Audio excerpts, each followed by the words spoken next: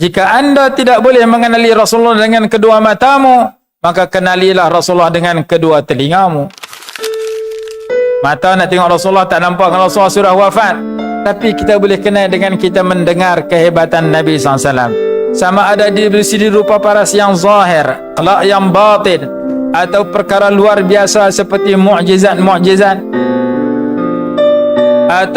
ataupun kelebihan, bukti-bukti kelebihan baginda yang ada dalam 30 juzuk Al-Quran,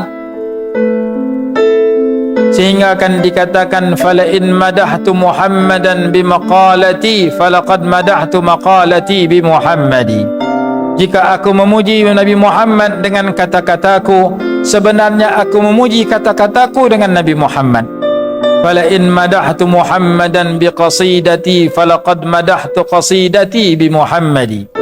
Jika aku memuji Muhammad dengan qasidahku, sebenarnya aku memuji qasidahku dengan menyebut Nabi Muhammad.